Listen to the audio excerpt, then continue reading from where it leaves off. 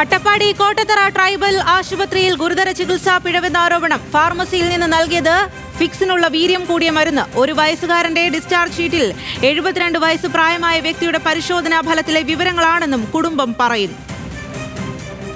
അഗളി ഹോസ്പിറ്റലിൽ കൊണ്ടുപോയി. അവിടുന്ന് നേരെ കോട്ടത്തറയിലേക്ക് റെഫർ ചെയ്തു.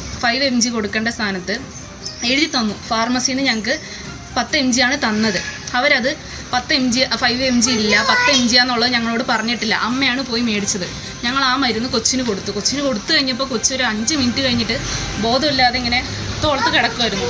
അത് കഴിഞ്ഞിട്ട് കണ്ണൊക്കെ ഇങ്ങനെ വീങ്ങി ഭയങ്കര ബുദ്ധിമുട്ടായിട്ട് ഒരു മണിക്കൂറോളം അതിൻ്റെ ബുദ്ധിമുട്ടുണ്ടായിരുന്നു. എന്നിട്ട് പിന്നെ ഞങ്ങൾ ഡോക്ടറെ പോയി കണ്ടു.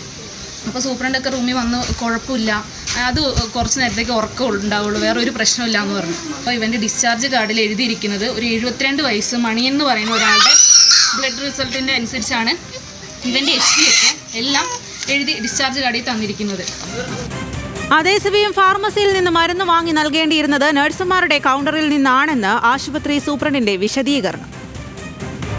പാലക്കാട് നിന്നും അജിത് ബാബുവാണ് ഈ വാർത്തയുടെ കൂടുതൽ വിശദാംശങ്ങളുമായി ചേരുന്നത്. അജിത്, എന്തായാലും ആരോപണം വലിയ തരത്തിൽ ഗുരുതരമാണ്, വലിയ അനാസ്ഥ ഉണ്ടായി എന്നുള്ള തരത്തിൽ തന്നെയാണ് ആരോപണമുള്ളത്. ഇതിൽ ആശുപത്രി അധികൃതരുടെ ഭാഗത്തു നിന്നുള്ള വിശദീകരണം എങ്ങനെയാണ്?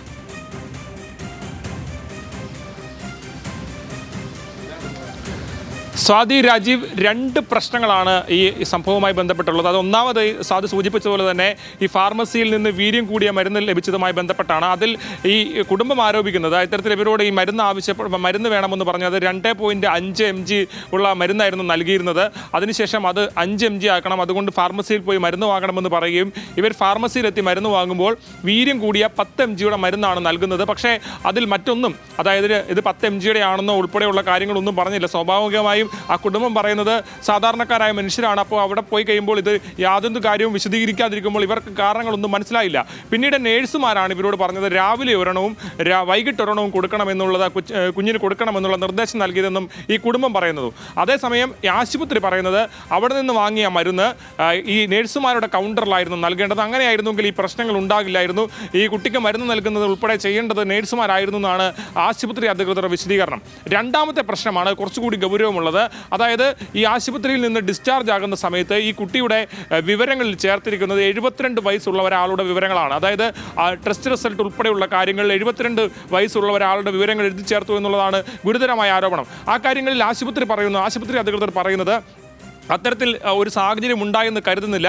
1 വയസ്സുകാരൻ്റെ വിവരങ്ങൾ തന്നെയാണ് എഴുതി ചേർത്തതെന്ന് മനസ്സിലാവുന്നതെന്നാണ് ആശുപത്രി അധികൃതരുടെ വിശദീകരണം. പക്ഷേ ഈ കാര്യത്തിൽ അത് നമുക്ക് വെരിഫൈ ചെയ്യാനുള്ള സാധ്യതകളുണ്ട്. അതങ്ങനെയല്ല എന്ന് തന്നെ ഉറപ്പിച്ച് പറയാൻ കഴിയും. കാരണം ഹീമോഗ്ലോബിൻ്റെ അളവ് ഈ 1 വയസ്സുള്ള കുഞ്ഞിൻ്റെ നൽകിയിരിക്കുന്നത് ടെസ്റ്റ് റിസൾട്ടിൽ ലഭിച്ചിരിക്കുന്നത് 8.9 ആണ്. പക്ഷേ ഈ 72 വയസ്സുള്ള ആളുടെ ഹീമോഗ്ലോബിൻ്റെ അളവ് 8.1 ആണ്. ഈ കുഞ്ഞിൻ്റെ റിസൾട്ടിൽ, അതായത് ഡിസ്ചാർജ് ഷീറ്റിൽ രേഖപ്പെടുത്തിയിരിക്കുന്നത് 72 വയസ്സായ ആളിൻ്റെ 8.1 എന്ന അളവാണ്. രണ്ടാമത് ടോട്ടൽ WC കൗണ്ട് എന്ന് പറയുന്നതാണ്. അതിൽ ഈ കുഞ്ഞിന് ടോട്ടൽ WC കൗണ്ട് ഉണ്ടായിരുന്നത് 11,600 ആണ്. ഈ 72 വയസ്സുള്ള ആളുടെ 8,700 ആണ്.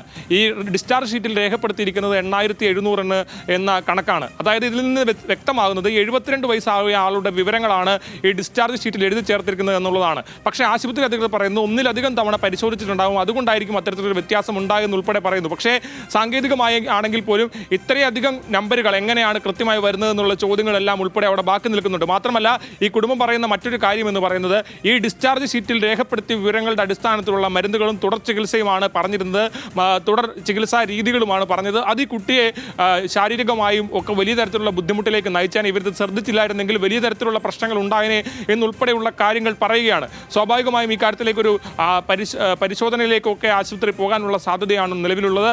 ഏതാണെങ്കിലും വലിയ തരത്തിലുള്ള ആരോപണമാണ് കുടുംബം ഉയർത്തുന്നത്. പ്രത്യേകിച്ച് 1 വയസ്സുകാരന് ഈ മരുന്ന് നൽകിയതുമായി ബന്ധപ്പെട്ട ആരോപണം, അതുപോലെ തന്നെ ഡിസ്ചാർജ് ഷീറ്റിൽ അട്ടപ്പാടി കോട്ടത്തറ ട്രൈബൽ ആശുപത്രിയിലാണ് ഗുരുതര ചികിത്സാ പിഴവെന്ന ആരോപണം. ഫാർമസിയിൽ നിന്ന് നൽകിയത് ഫിക്സിനുള്ള വീര്യം കൂടിയ മരുന്ന് എന്നാണ് ആരോപണം. എന്നാൽ ഫാർമസിയിൽ നിന്ന് മരുന്ന് വാങ്ങി നൽകേണ്ടിയിരുന്നത് നഴ്സുമാരുടെ കൗണ്ടറിൽ നിന്നാണ് എന്നാണ് ആശുപത്രി സൂപ്രണ്ടിന്റെ വിശദീകരണം.